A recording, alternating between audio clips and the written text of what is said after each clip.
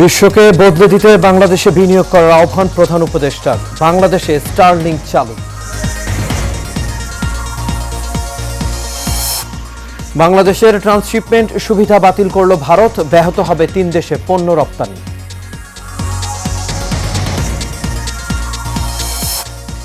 নির্বাচনের সুনির্দিষ্ট রোডম্যাপ চায় বিএনপি, প্রধান উপদেষ্টার সঙ্গে বৈঠক 16 এপ্রিল।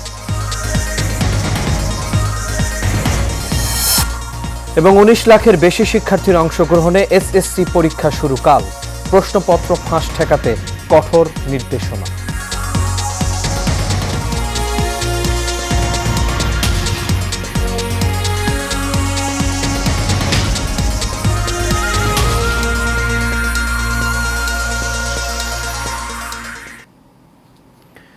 সবাইকে স্বাগত এশিয়ান প্রাইম নিউজে। দর্শক, পুরো সংবাদ জুড়ে আপনাদের সঙ্গে আছি আমি আনোয়ার রাজ। এতক্ষণ শুনছেন বিআরবি কেবল ইন্ডাস্ট্রিজ লিমিটেড সংবাদ শিরোনাম। এবার চলে যাচ্ছে পুরো খবরে। বাংলাদেশের কাছে বিশ্বকে বদলে দেওয়ার মতো দুর্দান্ত সব আইডিয়া আছে বলে মন্তব্য করেছেন প্রধান উপদেষ্টা অধ্যাপক ডক্টর মোহাম্মদ ইউনূস। বাংলাদেশ বিনিয়োগ সম্মেলনের উদ্বোধনী অনুষ্ঠানে এই মন্তব্য করেন তিনি। জানান, দুনিয়া বদলাতে চাইলে ব্যবসার চেয়ে শক্তিশালী কাঠামো নেই। মোশাররফ তালুকদারের ক্যামেরায় কাউসার আহমেদের report. Came a long way in a very short time. বিনিয়োগের জন্য বাংলাদেশ এখন উন্মুক্ত। কোনো ধরনের বাধা ছাড়াই নিজের দেশের মতোই এদেশে বিনিয়োগ করতে পারবেন যে কোনো বিনিয়োগকারী। ইনভেস্টমেন্ট সামিটে এভাবেই বাংলাদেশকে তুলে ধরে বক্তব্য দিয়েছেন প্রধান উপদেষ্টা doctor Mohammad Yunus. Change the whole company. At that time, there are other companies coming up around the world. They were focusing on their cities. বিনিয়োগ সম্মেলনে ডক্টর মোহাম্মদ ইউনূস বলেন, ব্যবসা শুধু বাংলাদেশের জন্য নয়, সারা পৃথিবীর জন্য সুযোগ তৈরি করতে পারে। Because Bangladesh is a country with crazy ideas to change the world, make things happen.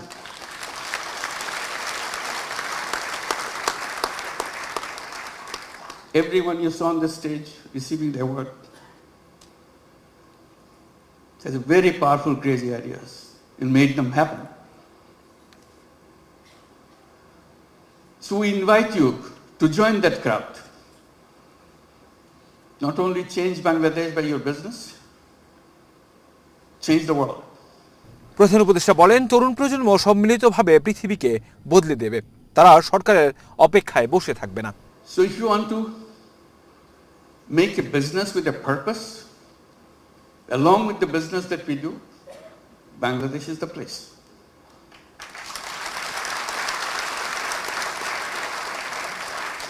You will not know what your business will be like.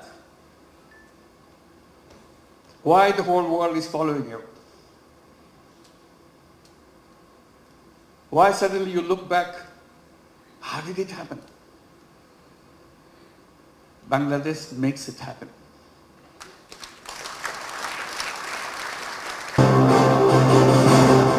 বিনিয়োগে অবদানের স্বীকৃতি হিসেবে উদ্বোধনী অনুষ্ঠানে 4টি ক্যাটাগরিতে 4টি প্রতিষ্ঠানের হাতে পুরস্কার তুলে দেন প্রধান উপদেষ্টা। এর আগে বাংলাদেশে পরীক্ষামূলকভাবে স্টারলিংক সেবার আনুষ্ঠানিক উদ্বোধনও করেন প্রধান উপদেষ্টা। কাউসার আহমেদ, এশিয়ান টেলিভিশন, ঢাকা। ভারতীয় স্থল শুল্ক স্টেশন ব্যবহার করে বন্দর ও বিমানবন্দর দিয়ে তৃতীয় দেশে পণ্য রপ্তানির জন্য বাংলাদেশকে দেয়া দীর্ঘদিনের ট্রান্সশিপমেন্ট সুবিধা বাতিল করেছে ভারত। মঙ্গলবার দেশটির কেন্দ্রীয় সরকার এক বিজ্ঞপ্তি জারি করে বাংলাদেশের এই সুবিধা বাতিল করেছে। এর আগে ভারতের রপ্তানিকারকরা বাংলাদেশকে দেয়া এই সুবিধা প্রত্যাহারের জন্য নরেন্দ্র মোদীর নেতৃত্বাধীন সরকারের প্রতি আহ্বান জানিয়েছিলেন। দেশটির রাষ্ট্রায়ত্ত বার্তা সংস্থা প্রেস ট্রাস্ট অফ ইন্ডিয়ার এক প্রতিবেদনে বলা হয়েছে, এই সুবিধা বাতিলের ফলে ভুটান, নেপাল এবং মিয়ানমারের মতো দেশে বাংলাদেশের রপ্তানির জন্য বাণিজ্য প্রবাহ বাধাগ্রস্ত হবে। তবে ঠিক কী কারণে এই সুবিধা ভারত বাতিল করেছে তা জানায়নি ভারতীয় কর ও শুল্ক বিভাগ। উল্লেখ্য, 2020 সালের জুনে বাংলাদেশকে পণ্য রপ্তানির এই সুবিধা দিয়েছিল ভারত।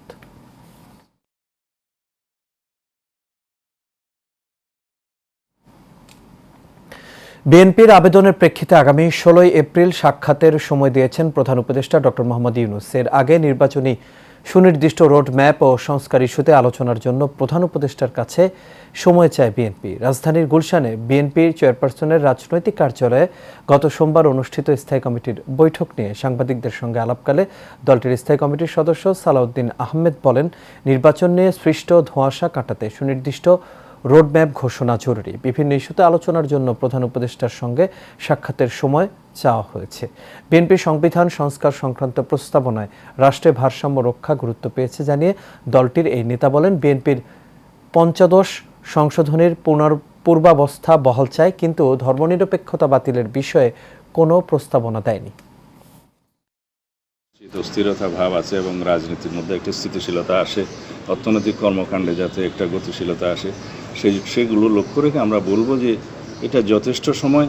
তার আগে নির্বাচন কমিশনের সাথে আমরা আলোচনা করেছি, তারা জুনের মধ্যে সমস্ত প্রিপারেশন সমাপ্ত করতে পারবে এবং মাননীয় প্রধান উপদেষ্টা ইতিপূর্বেও আমাদেরকে আশ্বস্ত করেছেন যে ডিসেম্বরের মধ্যে নির্বাচন দেওয়ার জন্য ওনারা সমস্ত কর্মকাণ্ড পরিচালনা করছে। বৈষম্য বিরোধী ছাত্র আন্দোলনের সময় নিহত বেগম রোকেয়া বিশ্ববিদ্যালয়ের শিক্ষার্থী আবু সাইদ হত্যার তদন্ত 2 মাসের মধ্যে শেষ করার নির্দেশ দিয়েছেন ট্রাইব্যুনাল। সেই সঙ্গে আলোচিত এই হত্যাকাণ্ডের 4 আসামিকে গ্রেপ্তার দেখিয়ে কারাগারে পাঠানো হয়েছে। বিচারপতি মোহাম্মদ গোলাম মর্তুজা মজুমদারের নেতৃত্বাধীন ট্রাইব্যুনাল এই আদেশ দেন। ওয়ালিদ সিদ্দিকীর রিপোর্ট।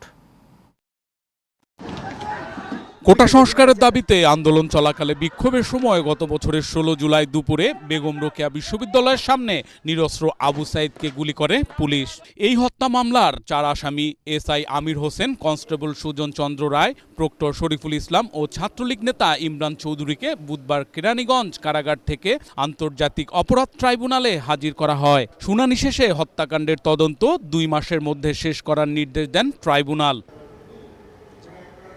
ট্রাইব্যুনালের প্রসিকিউশন জানিয়েছেন, আবু সাইদ হত্যায় 26 জনের বিরুদ্ধে অপরাধের প্রাথমিক প্রমাণ মিলেছে। মামলার তদন্ত শেষ পর্যায়ে রয়েছে বলেও জানায় প্রসিকিউশন। আজকে অনারেবল ট্রাইব্যুনালে আবু সাইদের হত্যাকাণ্ডের সাথে যারা জড়িত তাদের 4 জনকে ট্রাইব্যুনালে হাজির করা হয়েছিল। ট্রাইব্যুনাল সন্তুষ্ট চিত্তে তাদেরকে এই মামলায় গ্রেপ্তার দেখিয়ে জেল হাজতে প্রেরণ করেছে এবং আমরা 2 মাস সময় চেয়েছিলাম। 2 মাস সময় মঞ্জুর হয়েছে তদন্ত রিপোর্ট দাখিল করার জন্য। এদিকে 2016 সালের কল্যাণপুরের জাহাজবাড়িতে জঙ্গি সাজিয়ে 9 জনকে গুলি করে হত্যা মামলায় সাবেক আইজিপি AKM শহীদুল হক, সাবেক ডিএমপি কমিশনার আসাদুজ্জামান মিয়া, সাবেক এসপি জসিমউদ্দিন মোল্লাকে জিজ্ঞাসাবাদের অনুমতি দিয়েছেন ট্রাইব্যুনাল। এ ঘটনায় তাদের বিরুদ্ধে মানবতা বিরোধী অপরাধের অভিযোগ আনা হয়। আরেকটা অ্যাপ্লিকেশন ছিল, সেটা হচ্ছে এই জঙ্গি নাটক সাজানোর যে ঘটনা ঢাকায় ঘটেছে, বিভিন্ন দেশে ঘটেছে, সেই মামলায় গ্রেপ্তারকৃত আসামি AKM শহীদুল হক, সাবেক আইজিপি, মোহাম্মদ আসাদুজ্জামান মিয়া, সাবেক ডিএমপি কমিশনার এবং জসিমউদ্দিন, সাবেক ডিসি মিরপুর, এদেরকে আমরা ইন্টারোগেশনের জন্য আবেদন করেছিলাম। অনারেবল ট্রাইব্যুনাল আমাদের আবেদন মঞ্জুর করেছে। আগামী 21, 22 ও 23 এপ্রিল তাদেরকে আলাদাভাবে সেফ হোমে জিজ্ঞাসাবাদ করতে বলা হয়েছে। তাতে দেখা যাচ্ছে পুলিশ আবু সাইদকে গুলি করছে। Walid Siddiqui, Asian television, Dhaka. Gaza Israeli বাহিনীর গণহত্যার প্রতিবাদে বিক্ষোভ চলাকালে বিভিন্ন ব্যবসা প্রতিষ্ঠানে হামলা ও ভাঙচুরের ঘটনায় জড়িতদের বিরুদ্ধে 10টি মামলা দায়ের করা হয়েছে বলে জানিয়েছেন প্রধান উপদেষ্টার প্রেস সচিব শফিকুল আলম। আজ এক বিবৃতিতে প্রেস সচিব বলেন, সোমবার বিক্ষোভ চলাকালীন ভাঙচুর ও দোকানে হামলার ঘটনায় এখন পর্যন্ত কমপক্ষে 72 জনকে গ্রেপ্তার করা হয়েছে। আরও তদন্ত চলছে এবং এই নিন্দনীয় কাজের জন্য দায়ীদের বিরুদ্ধে আরও মামলা দায়েরের প্রক্রিয়া চলছে বলেও উল্লেখ করেন শফিকুল আলম।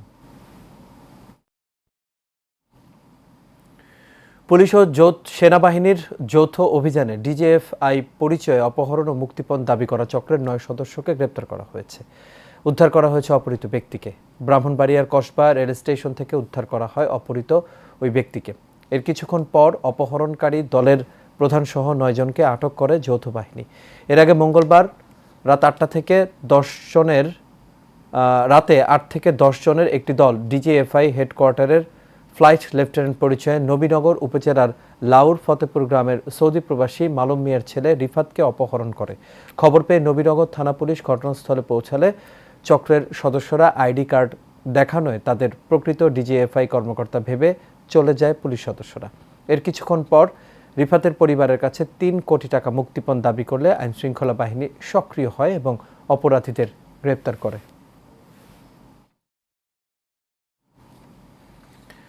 ত্রয়োদশ জাতীয় সংসদ নির্বাচনে প্রবাসীদের ভোটের আওতায় আনার লক্ষ্যে এবার দেশসেরা প্রযুক্তিবিদদের পরামর্শ নেবে নির্বাচন কমিশন। সকালে নির্বাচন ভবনের মিডিয়া সেন্টারে আয়োজিত এক সংবাদ সম্মেলনে নির্বাচন কমিশনার আবুল ফজল মোহাম্মদ সানাউল্লাহ এই কথা বলেন। তিনি বলেন, প্রধান উপদেষ্টা তার বক্তব্যে প্রবাসীদের ভোটের অধিকার দেওয়ার কথা বলেছেন। এর জন্য নির্বাচন কমিশনও কাজ করছে। সেই ক্ষেত্রে পদ্ধতি হতে পারে দূতাবাসে পোস্টাল ব্যালট অথবা অনলাইন বা প্রক্সি ভোটিং। তবে কোন পদ্ধতিতে ভোট গ্রহণ করা হবে তা পরে সিদ্ধান্ত নেওয়া হবে।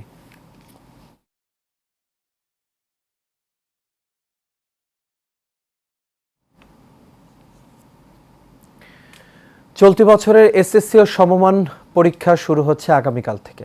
এবার অংশ নেবে মোট 19,28,181 শিক্ষার্থী। এসএসসি পরীক্ষায় এই বছর প্রশ্ন ফাঁস ঠেকাতে কঠোর নির্দেশনা দিয়েছে শিক্ষা বোর্ড।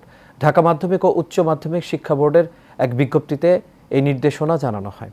সামাজিক যোগাযোগ মাধ্যম বা অন্য কোনো মাধ্যমে প্রশ্নপত্র সংগ্রহ বা ফাঁসের চেষ্টা থেকে বিরত থাকার জন্য পরীক্ষার্থী, অভিভাবক, শিক্ষক, সাংবাদিক সহ সর্বস্তরের নাগরিকদের প্রতি আহ্বান জানানো হয় ওই বিজ্ঞপ্তিতে। বিজ্ঞপ্তিতে আরও জানানো হয়, প্রশ্নপত্র ফাঁস সংক্রান্ত গুজব ছড়ানো, নকল বা অসদুপায়ে অবলম্বনের সঙ্গে জড়িতদের বিরুদ্ধে আইন অনুযায়ী কঠোর শাস্তিমূলক ব্যবস্থা গ্রহণ করা হবে।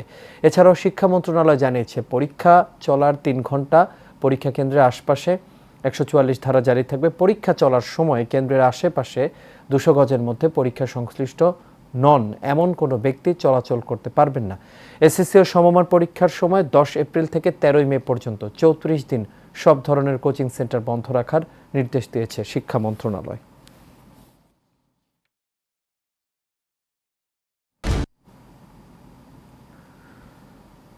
নারায়ণগঞ্জের রূপগঞ্জে শ্রমিকদের ঢাকা সিলেট মহাসড়ক অবরোধকালে আইনশৃঙ্খলা বাহিনীর সঙ্গে ধাওয়া পাল্টা ধাওয়ার ঘটনা ঘটেছে। রবিন টেক্স গার্মেন্টস নামের একটি কারখানায় শ্রমিক ছাঁটাইয়ের প্রতিবাদে বিক্ষোভ করে প্রতিষ্ঠানটির কয়েক হাজার শ্রমিক রাস্তায় নেমে আসে। এই সময় আইনশৃঙ্খলা বাহিনী শ্রমিকদের সড়ক থেকে সরাতে গেলে ধাওয়া পাল্টা ধাওয়ার ঘটনা ঘটে। এ সময় শ্রমিকরা আইনশৃঙ্খলা বাহিনীকে লক্ষ্য করে ইট পাটকেল ছুড়লে তাদের ওপর লাঠি চার্জ করে পুলিশ। এই ঘটনায় পুলিশ ও সেনা সদস্য সহ আহত হয়েছে অন্তত 30 জন। এ সময় 7 শ্রমিককে আটক করেছে পুলিশ।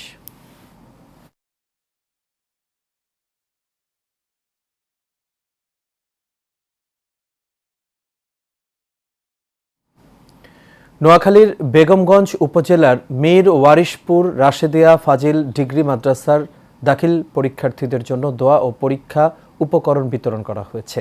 মাদ্রাসা দাতা সদস্য মোজাম্মেল হোসেন নিটুর সভাপতিত্বে শিক্ষার্থীদের উদ্দেশ্যে বক্তব্য রাখেন সাবেক চেয়ারম্যান কাজী মোস্তাফিজুর রহমান, উপাধ্যক্ষ কামাল উদ্দিন সহ আরও অনেকে। অনুষ্ঠানে বিশেষ দোয়া করেন অধ্যক্ষ মাওলানা শামসুল এরফান সহ শিক্ষক শিক্ষার্থীবৃন্দ।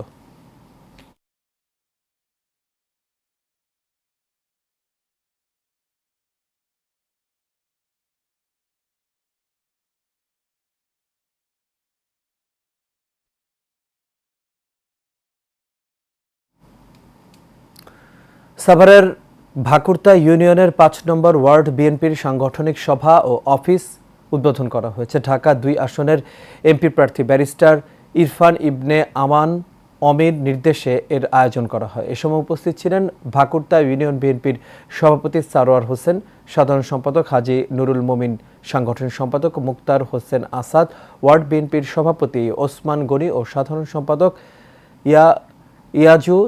ইয়াজউদ্দিন সহ আরও অনেকেই।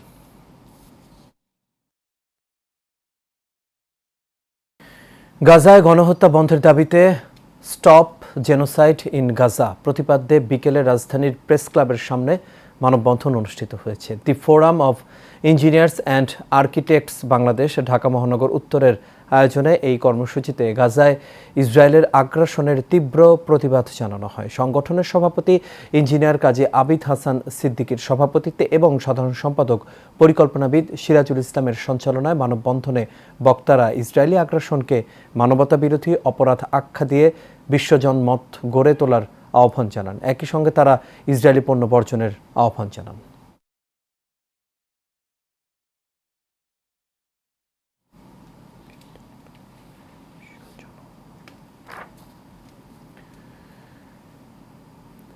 ওয়ালটন অর্জন করল এক্সিলেন্স ইন ইনভেস্টমেন্ট অ্যাওয়ার্ড 2025। সকালে রাজধানীর ইন্টারকন্টিনেন্টাল হোটেলে বিডা আয়োজিত বাংলাদেশ বিনিয়োগ সম্মেলনে ওয়ালটনকে এই অ্যাওয়ার্ড দেওয়া হয়। অন্তর্বর্তীকালীন সরকারের প্রধান উপদেষ্টা প্রফেসর ডক্টর মোহাম্মদ ইউনুস এবং বিডা নির্বাহী চেয়ারম্যান আশিক চৌধুরীর কাছ থেকে ক্রেস্ট গ্রহণ করেন ওয়ালটন হাইটেক ইন্ডাস্ট্রিজ পিএলসির ব্যবস্থাপনা পরিচালক SM মাহবুবুল আলম।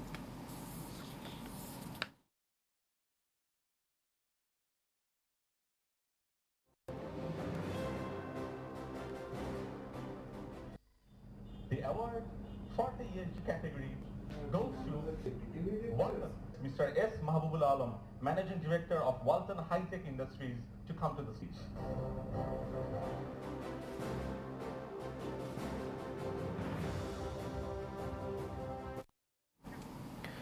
কর্মসংস্থান, বিনিয়োগ এবং ব্যবসায়ের পরিবেশ ঠিক রাখতে রাজনৈতিক দলগুলোর মধ্যে মতপার্থক্য থাকা উচিত নয় বলে মনে করেন বাংলাদেশ বিনিয়োগ বোর্ড বিডা নির্বাহী চেয়ারম্যান আশিক চৌধুরী। বিনিয়োগ সম্মেলনের তৃতীয় দিন শেষে বিনিয়োগ পরিস্থিতির সবশেষ পরিস্থিতি তুলে ধরতে আয়োজিত ব্রিফিংয়ে তিনি এসব কথা বলেন। বাংলাদেশে বিনিয়োগে বিদেশিরা আগ্রহ দেখাচ্ছে জানিয়ে তিনি আরও জানান, ফার্মাসিউটিক্যাল, লাইট ইঞ্জিনিয়ারিং, আইটি খাতে বিনিয়োগে আগ্রহ দেখিয়েছে সম্মেলনে অংশ নেওয়া বিনিয়োগকারীরা। বিডা চেয়ারম্যান বলেন, হাঙ্গার গ্রুপের সঙ্গে $150 মিলিয়ন চুক্তি হয়েছে। আগামী 1 থেকে 2 বছরের মধ্যে এর মাধ্যমে 15,000 লোকের কর্মসংস্থান হবে। প্রতিরক্ষা শিল্পেও বিনিয়োগ হবে বলে জানান বিডা নির্বাহী চেয়ারম্যান। আপনারা যদি ক্ষমতায় আসেন তাহলে সরকার যে রিফর্মগুলো করার কথা বলছে এখন, সেই রিফর্মগুলো আপনারা কন্টিনিউ করবেন কিনা। তো আপনারা ইনভেস্টরদেরকে জিজ্ঞেস করে দেখতে পারেন ওনারা এটাতে হ্যাঁ বলেছে না বলেছে। বাট আমার জেনারেল ধারণা, এবং আমরা এটা আগেও বলেছি, যে ইনভেস্টমেন্ট এবং এমপ্লয়মেন্ট জেনারেশন, জব ক্রিয়েশন, এটা আসলে সবার কমন ম্যান্ডেট। এখানে কোনো পলিটিক্যাল ফ্র্যাকশন থাকার কোনো কারণ নেই। আর এর সাথে শেষ করবে এশিয়ান প্রাইম নিউজ। তবে যাবার আগে BRB কেবল ইন্ডাস্ট্রিজ লিমিটেড সংবাদ শিরোনামগুলো দেখে নেব দর্শক আরও একবার।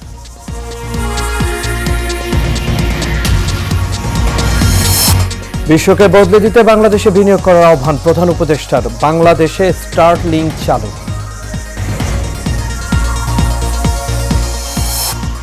বাংলাদেশের ট্রান্সশিপমেন্ট সুবিধা বাতিল করল ভারত, ব্যাহত হবে 3 দেশে পণ্য রপ্তানি। নির্বাচনের সুনির্দিষ্ট রোডম্যাপ চায় বিএনপি, প্রধান উপদেষ্টার সঙ্গে বৈঠক 16 এপ্রিল।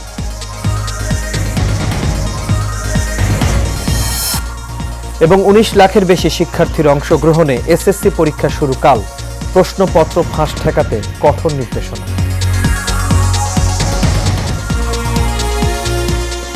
দর্শক, এই ছিল আমাদের এখনকার আয়োজন। আমাদের পরবর্তী সংবাদ দেখার আমন্ত্রণ রইল। এতক্ষণ সাথে থাকার জন্য সবাইকে ধন্যবাদ। শুভরাত্রি।